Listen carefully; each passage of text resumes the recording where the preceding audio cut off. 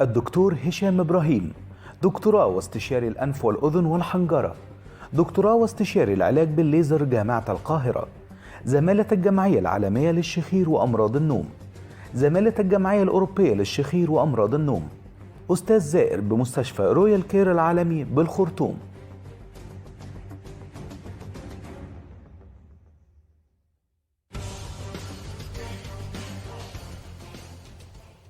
اهلا بكم. النهارده يوم مهم جدا وحلقه شديده الاهميه، وميزه الحلقه ديت انها حلقه انفراديه، يعني مفيش حوار في هذه المنطقه على مستوى يمكن كل العالم العربي، على مستوى كل الفضائيات العربيه، غير هنا في الناس الحلوه القاهره والناس. عنوان الحلقه مهم جدا جدا، هو الشخير طبعا، بس انا عايز احط عنوان من ناحيتي انا مهم قوي: قيمة الهواء، قيمة الأكسجين. النهارده هنعيش هذا الحوار الممتع مع ضيفي الأعزاء. الحقيقة طبعا بستمتع جدا بزيارته لينا، وأكيد ضيف يعني مميز جدا، العزيز علينا جدا الأستاذ الدكتور هشام إبراهيم. منورنا دكتور هشام، وسعداء بهذه الزيارة سعادة غامرة. شرف ليا يا دكتور أيمن، شرف ليا. والمقدمة الهايلة اللي وفرت عليا كتير قوي. كفاية كده عليا النهارده. دايما بترفع المعنويات. هو انا استلهمت المقدمه من عيان استضفناه الاستاذ عمرو اللي في الحلقه اللي فاتت بالزبط. اللي بدعوا الناس لازم يراجعوا الحلقتين مع بعض لانهم متصلين جدا. والنهارده ضيف برضو هو يعني راجل عزيز علينا جدا واسمه متميز، يعني الاستاذ عمرو خلوصي. يعني انا بدور الاستاذ عمرو خلوصي اهو. منور يا دكتور، منور يا استاذ عمرو. اهلا بيك. الاستاذ عمرو خلوصي هو مدير مالي واداري في شركه في خارج مصر، وسعداء جدا ان انت النهارده. الشرف ليا، وانا سعيد جدا. ده اللي شرف لي. شرف الله لينا. يخليك الله يخليك. الاول انا هبدا مع الدكتور هشام ان هو يشرح لنا الشخير والهواء ايه. دكتور أيمن، حضرتك خلصت الحلقة الله من أول 3-4 جمل المقدمة الهايلة. ربنا يخليك. لا الحقيقة اللي حضرتك قلت مقدمة هايلة جدا، وقلت كلمة هوا، وقد إيه الهوا مهم، وقد إيه الهوا والأكسجين اللي هو بالنسبة لنا كلمة هوا يعني أكسجين، لما يوصل لكل حتة في الجسم، كل خلية في الجسم، شكل الجسم عامل إزاي. شوف حضرتك ضربت مثل بالميه، انا هضرب مثل تاني. ان لو حد قاعد في اوضه زحمه، حد قاعد في اتوبيس زحمه، حد طالع في اسانسير زحمه، ال15 دقايق اللي هو بيبقى جوه الزحمه دي، وكميه النفس اللي موجوده جوه بيبقى زياده شويه. ده انا بتكلم على الشخص الطبيعي. هتلاقي هذا الشخص. فكرتني بفيلم جميل جدا بحبه اسمه بين السماء والارض. ايوه، لما اتزنقوا كلهم في الاسانسير بالظبط، وبداوا بقى يقول لك الاكسجين مفيش. بالظبط. بس هو كده بالظبط. هو ده اللي بيحصل لعيان اللي هو عنده مشكله في مناخيره، على طول بين السماء والارض، او مشكله في حلقه، على طول قاعد مفيش اكسجين، على طول قاعد، على طول خلاص بيبقى همدان، كسلان، تركيزه قليل، مش عصبي بالظبط كده، عصبي، مش مركز خالص، كل حته في جسمه بتألمه وبتوجعه. ممكن تلاقيه قاعد على الارض مش قادر يقف، ضغطه بيوطى. الاكسجين قل في كل حته. الاكسجين ده هو ده الحياه بتاعت كل خليه. حضرتك دكتور وعارف الكلام دون. فالحقيقه مهما اتكلمت على اهميه دخول الهواء، واهميه ان مجرى التنفس بتاعنا يبقى سالك باللغه الدارجه ما فيهوش مشاكل، هي دي الكي بتاعنا. والحقيقه التخصص بتاع تخصص الشخير دون، احنا هو ده الفوكس بتاعنا. احنا الفوكس بتاعنا هو ان احنا بنكتشف او بنفحص العيان كل ملي فيه، من اول الانف لغايه الحنجره، ايه اللي بيسد المجرى ده اللي بيه بيبتدي العيان يشتكي.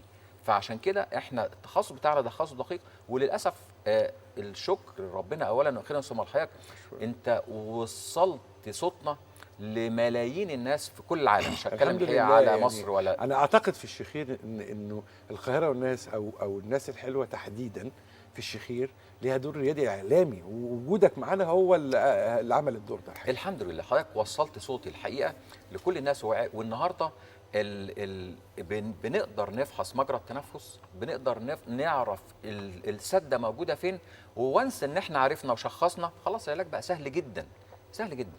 احكي لي بقى يا استاذ عمرو ايه اللي حصل. هو الحقيقة أنا كان بقالي يمكن 3-4 سنوات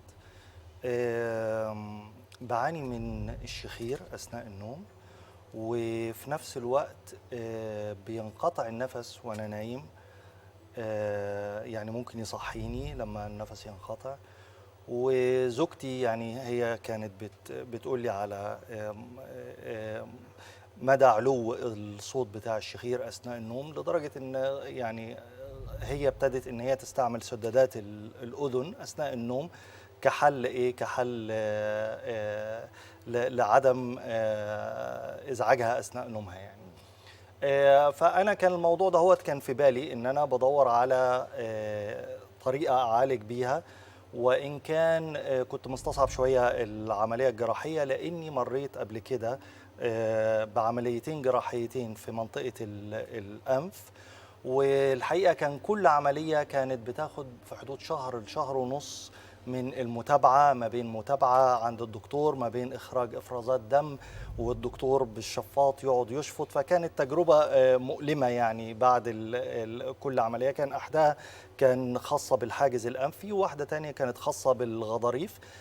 حلوا مشكلة، ولكن المعاناة اللي كانت بتحصل وطول كانت عملية تقليدية كعملية تقليدية جراحية، وطول فترة المتابعة اللي بعد العملية دهيت ما كانتش مناسباني الحقيقة، لأنها بشتغل في الخارج، ما أقدرش أخد فترة أجازة متابعة طويلة كده. فكنت متابع الموضوع لغاية لما توصلت إن في بالليزر هياخد وقت أقل وكده. فمصادفة الحقيقة مريت على فيلم قصير دعائي للدكتور هشام وحضرتك كمان. فأصريت إن أول لما أنزل مصر إني أروح أكشف وأشوف إيه الحل يعني. رحت عند دكتور هشام، كشف عليا، والحقيقة كان عندي كمان واحد صديقي عنده مشاكل أكتر مني في موضوع التنفس، فاقنعته إن احنا نروح سوا. فأثناء الكشف نفسه الدكتور هشام قال نعمل منظار ونشوف في إيه، وفرجنا على الشاشة أثناء الكشف إيه اللي حاصل جوه يعني. فالحقيقة المنظار أظهر أنه أحد العمليات اللي أنا عملتها من الاثنين السابقين ما كانش فيه متابعة كويسة بعديها، فحصل مكان الجرح وجرح في الجنب ده والجنب ده، أن الجرحين لزقوا في بعض فعملوا التصاق، خلاص أصبح جزء ثابت يعني. وطبعا الشخير كان شغال لغاية لما رحت. وطبعا الشخير ده يومي يعني. يعني حتى بعد العمليات ما تحسنش الشخير. ما تحسنش الشخير. فلما شفنا او انا يعني شخصيا شفت موضوع الالتصاقات الداخليه والارتخاء اللي في سقف الحلق اللي مسبب الاساسي للشخير وكده. دي الالتصاقات ده صحيح. دي اللي كان التصاقات الشكل المنظار خدناه من عند الدكتور هشام، هو ده الشكل اللي كان في نفس القعده. فالحقيقه يعني الموضوع اخذ 5 دقائق ان انا اقتنع انه لازم احل الموضوع ده وكان صديقي عنده مشاكل اكتر من اللي عندي، لانها عامل عمليتين قبل كده، هو ما كانش عامل اي عمليات قبل كده. فخلال 5 دقائق الحقيقه اتخذنا القرار ان احنا نعمل العمليه. والدكتور هشام شاكرا قدر ظروف سفري وكده، فحدد لي ميعاد سريع. قال لي بس يعني احنا في شهر رمضان، خليه الميعاد بتاعك ليله العيد. واتفقنا ان احنا ليله العيد بالفعل رحت هناك. عملت العملية كانت الساعة 10 مساء. الشيء الجميل ان انا مريت بتجربتين قبل كده، فكنت يعني متوقع انه قد يكون نفس الاحساس بعد العملية، ولكن بعد العملية بساعة مجرد بلاستر بس على الانف، وصديقي اللي عامل عملية اكبر مني نفس الشيء، وقمنا ما فيش ألم، ما فيش انزعاج. يعني كان بيبقى انزعاج الخياطة اللي جوه دي أنا مجربها مرتين قبل كده. لدرجة إن إحنا وقفنا قدام غرفة العمليات صورنا نفسينا يعني كتذكار، يعني إن هو مربط أنفه وأنا نفس الشيء. ده بعد العملية بساعة. كان في حد جاي علشان يوصلنا، لقينا إن إحنا ما عندناش مشكلة، وصلنا بالفعل. ولكن بالفعل عمرو ساق بعديها صديقي عربيته راح لغاية بيته، بدون اي مشاكل. كان الدكتور هشام قال لي تجي لي يوم الاربعاء الساعه 4 علشان اشيل لك البلاستر دهوت. فخلال اقل من 36 ساعه رحت فكلي البلاستر دهوت واصبحت بتنفس من انفي بالكامل. الشيء العجيب انه مفيش نزيف، مفيش الافرازات الدمويه، التجلطات الدمويه اللي صادفتها في العمليتين اللي قبل كده. مش حاسس باي ازعاج. كان في مضاد حيوي وكان في مسكن كشيء عادي، ولكن الروتين بتاعي كالكلام كالاكل، يعني الاكل كنت اي نعم بتجنب حاجات خشنه او كده يعني، ولكن كنت باكل لحوم، كنت باكل اي حاجه. الشخير انقطع الحمد لله تماما، مفيش شخير. الشيء كمان العجيب ان انا ما كانش في فتره استشفاء نهائيا. سافرت ثالث يوم البحر، ويوميا الحمد لله كنت بنزل اعوم من 2 ل3 عوم وغطس، ما فيش اي مشاكل نهائيا. الاكسجين بقى اخباره ايه اللي بتاع؟ الاكسجين طبعا حاسس انه كميه النفس اللي بتخش اصبحت اكبر بكتير عن الاول. طبعا فمي مقفول طول الوقت وانا نايم، ما عنديش اي مشاكل ان انا اضطر اني اتنفس من فمي. انا بقالي 10 ايام بس عامل العمليه معايا، فما اقدرش اقول لحضرتك اني اصبحت 100%، ولكن انا حاسس اني اصبحت 100%. يعني فرق رهيب. الشيء العجيب في الموضوع ان انا عملت العمليه مرتين قبل كده، عمليات مشابهه. الجهاز اللي هو الكوبليشن اعتقد اسمه، اللي اتعمل بيه العمليه، ده شيء رهيب. ان جهاز يقطع في الانسجه بدون ما يسيب اثار، او بدون ما يسيب الم، او بدون ما يعمل نزيف، او انه يسيب حتى الليزر. كنت عارف انه الليزر هيسيب اثار زي حروق يعني مطرح ما الليزر بيقفل يعني، لكن ده ما اعرفش السر اللي وراءه. لا مظبوط يعني. دي احدى الحالات المهمه. الحقيقه الاستاذ عمرو لما جالي كان عامل، او طبعا الشخير زي ما بنقول دايما اسبابه كتير جدا، مش بس لوز ومش بس سقف حلق، لا ابدا. الاستاذ عمرو ما شاء الله زي ما حضرتك شايفه سمارت، رفيع جدا، فده مش عيان شخير، مش هو ده الكلام اللي كنت لسه هقوله. ده مش عيان شخير يعني خالص. وبعدين ده رياضي ما شاء الله. واخد بال حضرتك ازاي؟ فطبعا فاجئني هو، حتى بيقول لي انا مناخيري مسدوده وبشخر وانا نايم. طب اشوفه بقى. عملنا له منظار، لقيت طبعا، وكان عامل حاجز انفي وعامل اللوز قبل كده، يعني ده لا يمكن. واخد بال حضرتك ازاي؟ فعملت له منظار، لقيت عنده طبعا ادهيجنز والتصاقات زي ما حضرتك زي ما حضرتك شفتها كده، فدي سد مناخيره. شفت الحلق، لقيت فعلا عنده فعلا ترهل في سقف الحلق واللهاه، وعملت له المنظار عملت له التيست اللي هو بنشوف الخنقه موجوده فين، لقيت فعلا الخنقه موجوده. الحقيقه لم يتردد، هو كان واخد قراره ان هو يعمل عمليه. طبعا عملناها ليله العيد عشان يعني رمضان، ولا يستحق ان احنا نفطر حد الحقيقه في رمضان الا اذا كانت حاله ايمرجنسي زي ما بيقولوا.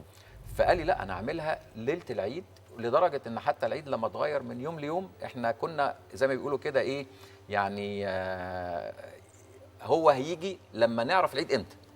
يعني سواء كان 3 أو 4 أو 4 حاجه كده. المهم يعني العيد الاربعاء بالظبط كده. فما شاء الله عملنا له الالتصاقات بالراديو فريكونسي، بالتردد الحراري، زي ما حضرتك عارف ان كل جزء بنشتغل بيه الجهاز بتاعه. الكوبليشن زي ما هو بيقول، هو الحقيقه طبعا فعلا هذا الجهاز يعني الحمد لله التكنولوجيا يعني مش مخليانا زي ما بيقولوا يعني محتاجين حاجه خلاص. الكوبليشن بنشتغل بيه تحت درجه حراره 40 تقريبا درجه حراره الجسم. فهو بيقول انا عملت العمليه ما حسيتش بيها، فعلا احنا بنقطع وبنلحم وبنعمل كل حاجه كأن بالظبط بدون ما بنعمل حاجه خالص. ف يعني فضل ربنا اولا واخيرا ان هو الحمد لله التحسن كويس جدا. دي عمليه الغضاريف الانف. هو الحقيقه دي مش العمليه اللي اتعملت الاستاذ عمرو، دي عمليه غضاريف انف بنعملها بالراديو فريكونسي. يعني عشان نشوف الراديو فريكونسي بالظبط، ده راديو فريكونسي. ودي الغضاريف بنعملها بالراديو فريكونسي ان هي بتعمل زي ما حضرتك شايف الغضروف بيحصل له ايه؟ بيحصل له شرينكج او انكماش. ما بينموش مره اخرى. الله على سؤالك يا دكتور ايمن. الغضروف اصلا الله على سؤالك يا دكتور ايمن. لا ده سؤال دكتور اقول ايه، دكتور عقر بقى، معلش يعني. حبيبي. ده طبعا سؤال مهم جدا. الغضروف ما ينموش تاني لان احنا بنصلح الحاجز الانفي معاه، وهو زي ما قلت لحضرتك احنا بنصلح السبب الاساسي، والغضروف بينمو سكندري للحاجز الانفي.